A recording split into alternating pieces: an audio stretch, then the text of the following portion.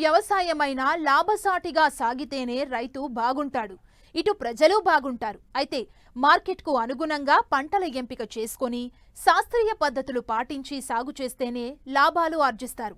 ఇటీవల చాలా మంది రైతులు సంప్రదాయ పంటల స్థానంలో కొత్త కొత్త పంటల్ని సాగు చేస్తూ ముందుకు సాగుతున్నారు.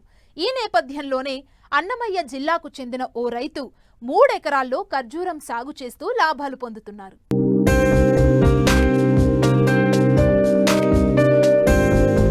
పండించే పంటలు రైతులకు లాభాలు తెచ్చిపెట్టాలి. తక్కువ పెట్టుబడి పెట్టి దీర్ఘకాలంగా ఎక్కువ లాభాలు పొందాలి.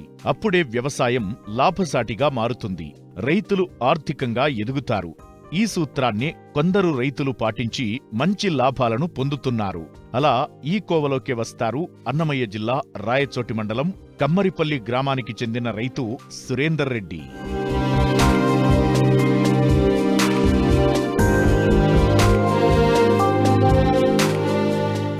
రైతు సురేందర్ రెడ్డి గతంలో సంప్రదాయ పంటలను సాగు చేసేవారు. అయితే ఏటికాయేడు పంట పెట్టుబడులు పెరుగుతూనే ఉన్నాయి, దిగుబడులు తగ్గుతున్నాయి. వచ్చిన దిగుబడులకు మార్కెట్లో సరైన మద్దతు ధర లభించకపోవడంతో పంటల సాగు మార్చాలనుకున్నారు. ఈ నేపథ్యంలోనే ఖర్జూర పంటను ఎంచుకున్నారు. తనకున్న 3 ఎకరాల్లో 6 ఏళ్ల క్రితం ఖర్జూర మొక్కలను నాటారు. గతేడాది మొదటి పంట దిగుబడులను తీశారు. ప్రస్తుతం రెండో పంట దిగుబడులను తీసేందుకు సిద్ధమవుతున్నారు. వచ్చిన పంటను స్థానికంగానే అమ్ముతూ మంచి లాభాలను ఆర్జిస్తున్నారు. ముందుండే పంటల్లో ఆదాయం లేకపోవడంతో కొత్త పంట ఎంచుకొని మేము ఇట్లా చేయడం జరిగింది.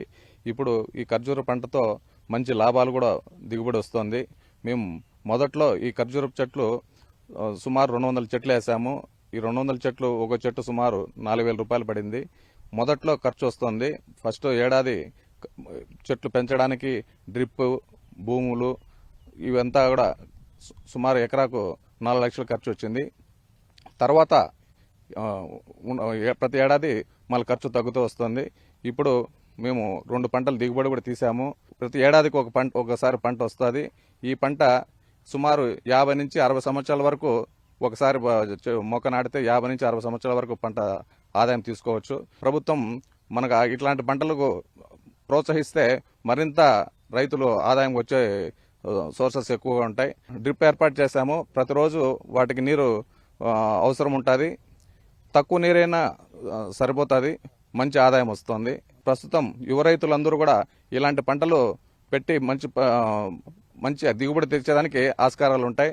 వీటిని కూడా చూసి దీనిపై అవగాహన పెంచుకొని ఇలాంటి పంటలు పండించుకోవడానికి ముందుకు రావాలని ఆశిస్తున్నాం.